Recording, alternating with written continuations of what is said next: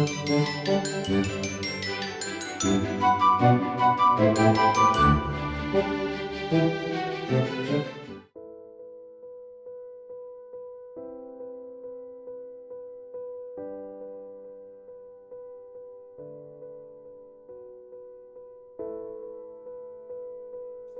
date was March 13, 2020. As we packed up our things from school that day, there's no way we could have known that we wouldn't be returning for many months. We went to our houses, we stayed there, under quarantine. As the days dragged on, fear of the unknown and isolation from friends and family began to play with our minds. How long would this last? Would things ever be the same again? Quarantine continued. The year finished. Summer came and went. As music and performing arts teacher here at Pine Hills, I began to contemplate what my new classes would look like with all of these restrictions. We might be on Zoom, we might be in person, we might have to go back to Zoom. Spoiler alert, all of those things happened. My drama students were used to doing a full musical each year, complete with a pit orchestra. I knew this wasn't going to be a reality for 2020, so I began to brainstorm. I began to think of how to give a voice to those feelings of isolation, loss, loneliness, and fear that everyone had been experiencing during quarantine. Immediately, I thought of Anne Frank, the Jewish girl who went into hiding with her family for more than 2 years. I wondered if perhaps this was someone that we could connect with, not because of what happened to her at the end of her life, but because we now had a small frame of reference about what isolation felt like. These ideas continued to percolate through my brain, and as I read Anne's diary, I began to realize that she had so many layers. Her life was not defined by fear or isolation, though she did struggle with both of those things. She decorated her room with movie posters. She fought with her parents. She had a crush on a boy. Excitedly, I took these ideas and themes to my drama class on Zoom. I told them that we are going to write our own script. The next day, 75% of the students dropped the class, but 6 brave souls stayed, and 1 even joined on to the project. The instructions were simple.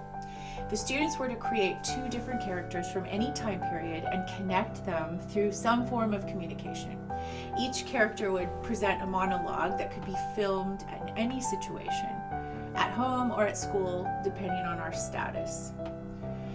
These monologues would then be deconstructed and pieced together with the other monologues to form a story. Other than that, there's no other direction.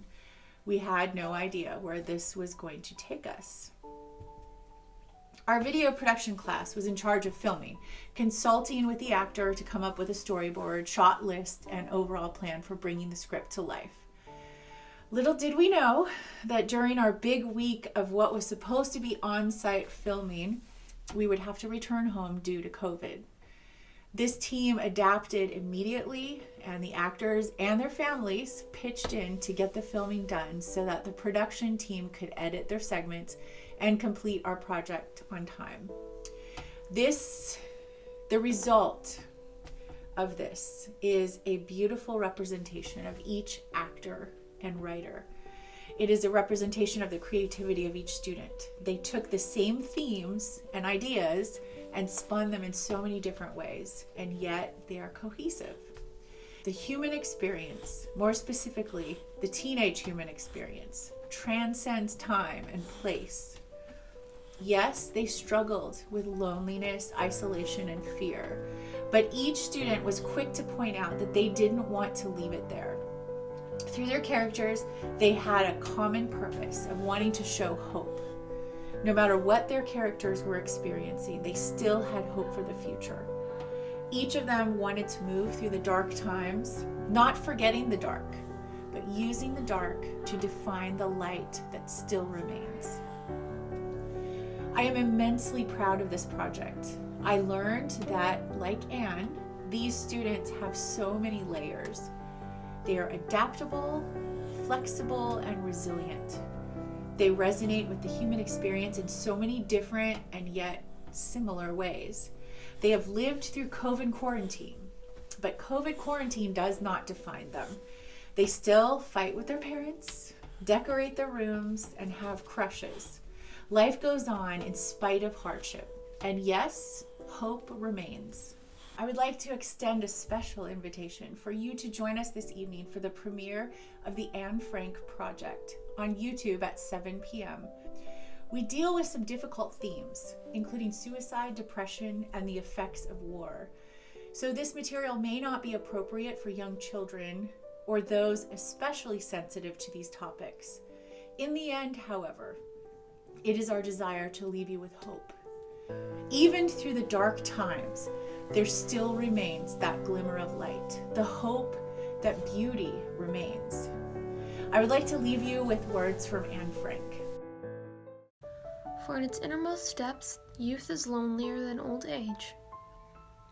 I read this saying in some book, and I've always remembered it, and found it to be true.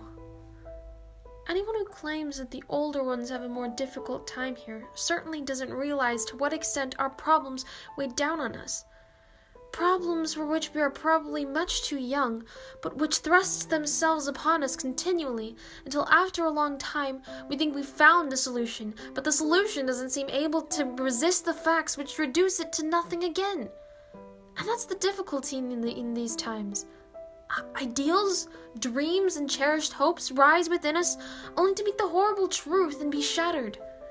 It's really a wonder that I haven't dropped all my ideals, because they seem so absurd and impossible to carry out. Yet I keep them, because in spite of everything, I still believe that people are really good at heart. I simply can't build up my hopes in a foundation consisting of confusion, misery, and death. I can feel the suffering of millions, and yet, if I look outside into the heavens, I think that it will all come right, and that this cruelty too will end, and that peace and tranquility will return again.